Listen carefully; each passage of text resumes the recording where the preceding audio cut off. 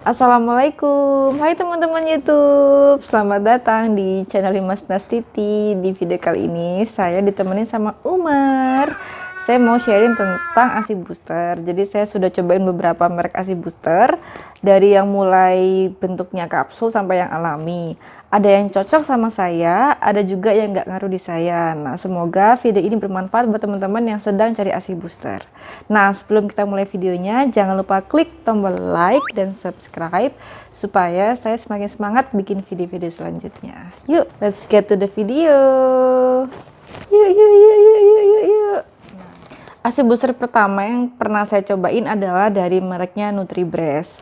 NutriBreast ini saya dapatnya pasca lahiran dan diresepkan oleh dokter kandungan saya, karena pas kelahiran itu ASI saya nggak langsung keluar, jadi makanya saya perlu ASI booster ini supaya ASInya keluar. Nah, NutriBreast ini cukup ampuh ke saya karena sejak usia kehamilan itu sejak saya hamil saya nggak ngerasa kalau ASI itu ada tanda-tanda akan keluar. Nah, beneran ternyata setelah saya lahiran pun belum keluar ternyata. Makanya sama dokternya diresepkan si NutriBreast ini. Nah, dia ini cukup ngaruh banget ke saya karena dalam waktu 2 hari saya konsumsi itu saya keluar meskipun jumlahnya nggak langsung banyak, tapi dia cukup mencukupi untuk kebutuhan si bayi gitu. Nah, satu botol NutriBreast ini harganya 160.000. Nanti saya taruh foto botolnya di sebelah sini ya. Terus selain itu isinya ada 30 kaplet kalau nggak salah. Nah, dikonsumsinya disarankan 2 kali sehari, yaitu saya konsumsinya pagi dan sore. Nah, selama 2 hari saya konsumsi ternyata ASI saya langsung keluar, berarti dia cukup ngaruh di saya gitu. Terus saya teruskan sampai kapletnya habis. Alhamdulillah ASInya keluar dan lancar. Nah, yang saya suka dari NutriBreast ini selain dia khasiatnya ampuh di saya, bentuk kapsulnya itu nggak yang keras teman-teman. Meskipun dia ukurannya besar, tapi dia bukan tipe yang kapsul yang keras yang kalau diminum tuh bakal sakit di tenggorokan. Jadi saya tuh tipe orang yang nggak bisa minum obat kalau dia tuh ukurannya besar dan keras. Jadi dengan NutriBreast ini saya cukup dimudahkan, meskipun ukurannya besar tapi dia masih bisa masuk ke tenggorokan saya gitu. Jadi buat teman-teman yang juga punya kesulitan waktu minum obat dengan ukuran yang besar dan keras, NutriBreast ini juga bisa jadi solusinya gitu. Ya Umar ya. Nah, selanjutnya ASI booster yang kedua adalah saya cobain dari produknya Mama Bear. Ini Mama Bear saya beli 3 varian produknya mereka. Yang pertama adalah tehnya yang terkenal itu. Terus kemudian saya beli cookiesnya, sama saya beli Zoya drinknya mereka. Nah, waktu saya beli mereka, saya kan belinya online. Terus pas datang tiga-tiganya, saya tuh baru tahu kalau ternyata Umar ini tuh intoleran sama semacam soya, terus juga coklat. Jadi akhirnya saya stop untuk konsumsi cookies sama zoyanya, tapi saya lanjut untuk konsumsi tehnya. Cuman saya agak males teman-teman bikin tehnya. Oke, lanjut. Jadi saya nggak konsumsi si cookiesnya sama si Zoya drinknya, saya cuma konsumsi yang tehnya. Nah, tapi saya konsumsinya tuh nggak rajin teman-teman, jadi saya suka males bikin. Maaf ya teman-teman ya sambil bawa bayi karena gemes aja. Jadi saya nggak rutin konsumsinya, jadi hasilnya ke saya tuh nggak seberapa ngaruh. Jadi saya nggak bisa ngasih kalau produk ini recommended atau enggak, karena saya cobainnya nggak maksimal gitu. Jadi saya cuma beli 1 box tehnya dan itu pun nggak habis gitu teman-teman. Nah, selanjutnya yang saya cobain adalah produk yang alami, yaitu air rebusan kacang hijau. Ini truly works on me karena pertama kali saya minum tuh langsung ngaruh banget ke jumlah mili si ASI saya itu. Jadi cara bikinnya itu sempat salah teman-teman. Jadi mama saya itu pernah bikinnya itu sampai biji kacang hijaunya itu pecah. Nah, seharusnya biji kacang hijaunya ini lagi pup teman-teman. pup ya?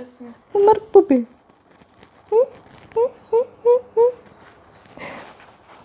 Nah, seharusnya itu direbusnya nggak perlu sampai pecah kacangnya. Jadi cukup sampai warna air rebusannya itu seperti warna teh. Nah, itu saya konsumsi. Nah, biasanya saya nambahin gula di air rebusannya karena saya nggak seberapa suka sama baunya dan menurut saya gula itu membantu sekali saya menghabiskan si air rebusan ini. Nah, alhamdulillah si air rebusan kacang hijau ini benar-benar ngaruh ke saya. Yang awalnya waktu Umar usia 2 bulan itu biasanya saya mompa satu payudara cuma dapat 50 ml. Itu pun udah alhamdulillah banget. Nah, setelah saya konsumsi si air rebusan kacang hijau ini, satu payudara tuh bisa dapat antara 80 sampai 100 ml. Lumayan kan teman-teman? Berarti kalau dua payudara saya dapat sekitar 200 atau 160 segitu lah. Alhamdulillah itu sangat mencukupi si kebutuhannya si Umar ini gitu. Lanjut ke ASI booster yang terakhir yang saya pernah cobain adalah wedang tomat. Nah, ini saya nggak sengaja teman-teman. Jadi kebetulan habis dari Malang terus dapat oleh-oleh tomat yang seger-seger dan gede-gede. Akhirnya sama mama saya tuh dibikinin wedang tomat. Wedang tomat tuh bikinnya gampang banget. Jadi cuma air gula, air hangat kasih gula, terus dicemplungin tomat yang sudah dipotong-potong atau di blender cuma sekali tekan gitu aja, sebentar aja, jangan sampai halus pokoknya. Nah, itu saya minum. Nah, saya tahu ada perubahan yang signifikan tuh setelah saya minum 2 kali, pagi sama sore, dan ternyata itu ngaruh banget ke jumlah mili ASI saya. Jadi yang awalnya enggak awalnya sih. Jadi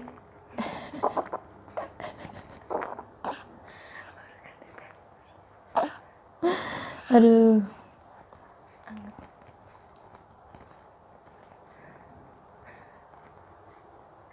udah Mar.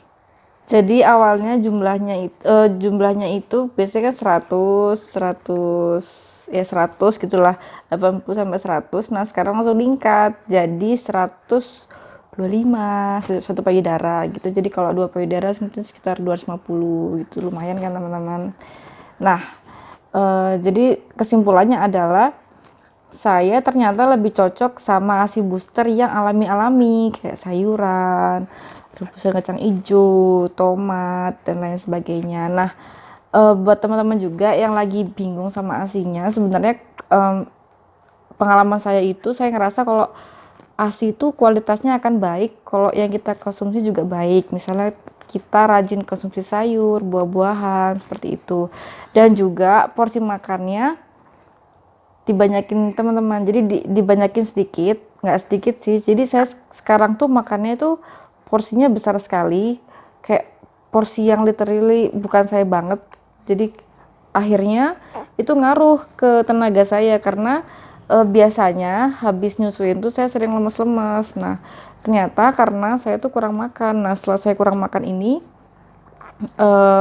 udah nggak lemes dan lebih bisa lebih bisa semangat untuk aktivitas seperti itu. Sebenarnya tubuh kita tuh lemas karena habis nyusuin itu bukan, bisa jadi juga karena kita masih adaptasi dengan ASI yang diproduksi sama tubuh kita gitu sebenarnya. Nah, itu tadi adalah sharing tentang pengalaman ASI booster. Semoga ini bermanfaat buat teman-teman yang sedang cari ASI booster. Jangan lupa klik tombol like, subscribe, dan komen kalau teman-teman mau tanya-tanya seputar ASI booster. Dan see you on my next video. Bye-bye. Assalamualaikum. Pegang apa, Umar?